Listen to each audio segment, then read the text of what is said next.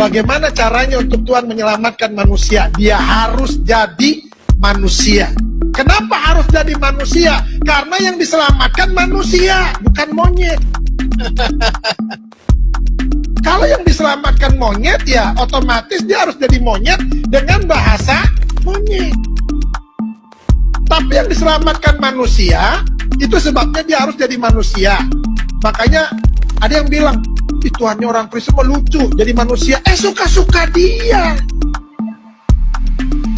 Dia mau jadi apa ke suka-suka dia. Ya puji Tuhan, yang diselamatkan target utamanya adalah manusia, maka dia harus jadi manusia dengan bahasa manusia.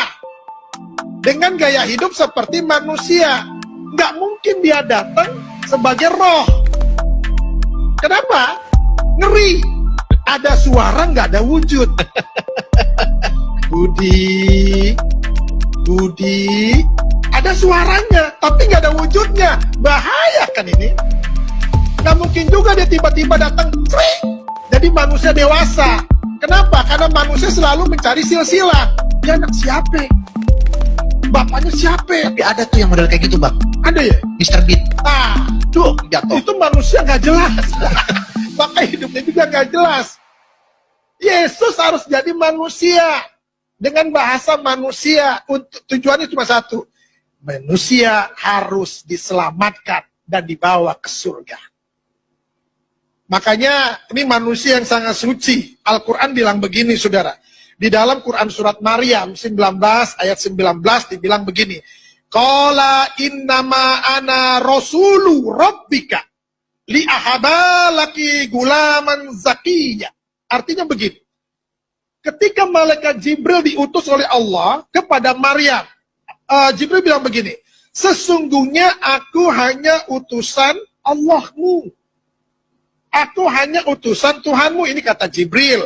Untuk apa? Untuk menyampaikan anugerah kepadamu. Apa anugerahnya? Seorang anak laki-laki yang suci. Artinya, Yesus ini bukan manusia berdosa dan tidak ada dosa di dalam hidupnya. Itu sebabnya dia harus menyelamatkan. Kenapa dia harus menyelamatkan? Karena dia nggak berdosa. Yang bisa menyelamatkan manusia adalah orang yang nggak berdosa. Contoh, kalau saudara punya hutang, siapa yang harus bisa membayarnya? Tentunya orang yang nggak punya hutang dan bersih dari hutang. Kalau lu masih punya hutang, lu lalu mau bayarin orang yang punya hutang, gigi lu. Kenapa harus gigi? Lu aja masih punya hutang. Lu mau bayarin hutang gue? Yesus itu bisa menyelamatkan. Kenapa? Itu sebabnya dia disebut sebagai juru selamat. Kenapa disebut sebagai juru selamat? Karena dia tahu keselamatan. Orang itu nggak bisa disebut sebagai juru bicara. Kalau ngomongnya kagak jelas.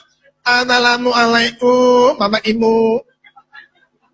Lah bagaimana dia disebut sebagai juru bicara?